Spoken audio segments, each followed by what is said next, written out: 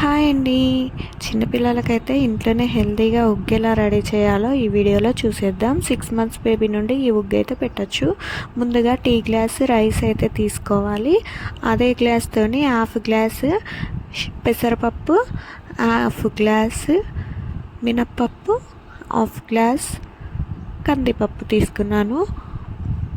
ఒక 2 స్పూన్స్ శనగపప్పు తీసుకున్నాను. ఒక హాఫ్ స్పూను జీలకర్ర, హాఫ్ గ్లాసు మైసూర్ పప్పు కూడా తీసుకోవాలి. ఇవన్నీ మంచిగా ఒక గిన్నెలో వేసి వాష్ చేయాలి.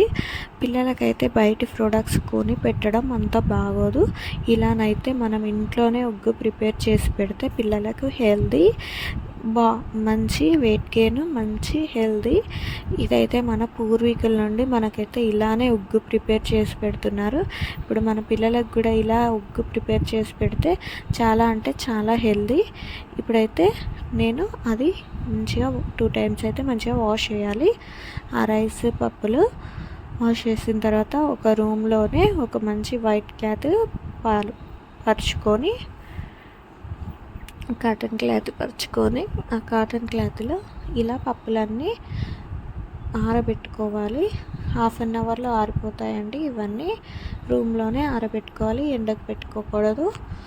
ఇలా పెట్టిన తర్వాత ఇప్పుడు మనం ఒక హాఫ్ అన్ అవర్ తర్వాత చూసారు కదా ఈవెన్గా ఎంత మంచిగా ఆరిపోయాయో. వీటినన్నిటినీ మనం ఒక కడాయి పెట్టుకొని వేయించుకోవాలి. వేయించుకునేటప్పుడు మనమైతే చాలా జాగ్రత్తగా స్లోగా సిమ్లో పెట్టి కలుపుతూ వేయించుకోవాలి. ఇవైతే వట్టిగానే మాడిపోతాయి. సో మనమైతే స్లోగా సిమ్లో పెట్టి వేయించుకోవాలండి.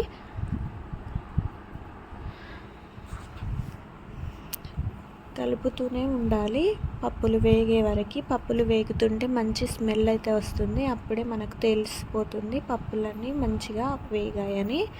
ఇప్పుడైతే వేగిన పప్పులని మంచిగా ఒక ప్లేట్లో తీసుకొని చల్లారబెట్టుకొని మిక్సీ పట్టేయడమే. నేనైతే ఫ్యాన్ కింద పెట్టేశానండి. ఇప్పుడు మిక్సీ పట్టేయడమే. మిక్సీ పట్టి పౌడర్ ఇప్పుడు 6 మంత్స్ బేబీకి అయితే మెత్తగా పౌడర్ చేయాలండి. ఒక 12-13 అట్లా మంత్స్ బేబీస్కి అయితే కొంచెం గరకగా ఉన్నా ఏం కాదు. ఇప్పుడు కొన్ని వాటర్ తీసుకొని ముందుగా ఒక స్పూను ఈ పౌడర్ని అయితే అందులో వేసి ముందుగానే మనం ఉండలు లేకుండా కలుపుకొని స్టవ్ మీద గిన్నె పెట్టుకొని వాటర్ పోసుకొని వాటర్ మరిగాక ఈ మనం ముందుగా కలిపి పెట్టుకున్న పౌడర్ వాటర్ కూడా అందులో కలుపుకోవాలి. ఇది కూడా కలుపుతూ ఉండాలి. కలుపుతూ ఉంటేనే అది ఉండలు కట్టకుండా ఉంటుంది, లేకుంటే ఉండలు కట్టేస్తుంది, మాడిపోతుంది. చూసారు కదా కలుపుతూ ఉండాలి. ఒక స్పూన్ చేస్తే చాలు, చాలా ఎక్కువ అవుతుంది ఉడికిన తర్వాత. ఇలా చేసి 6 మంత్స్ బేబీకి అయితే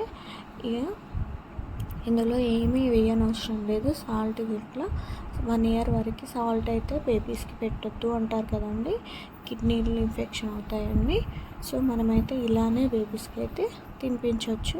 చూడండి కొంచెం పలుచగా ఉన్నప్పుడే తినిపేసుకుంటే మనకైతే చిక్కబడిపోతుంది. చూడండి నేను ఇలా ఉన్నప్పుడు ఇంకో గిన్నెలోకి అయితే పోసేసుకున్నాను. చూడండి నేనైతే ఇక్కడ మా పాపకి తినిపిస్తున్నాను.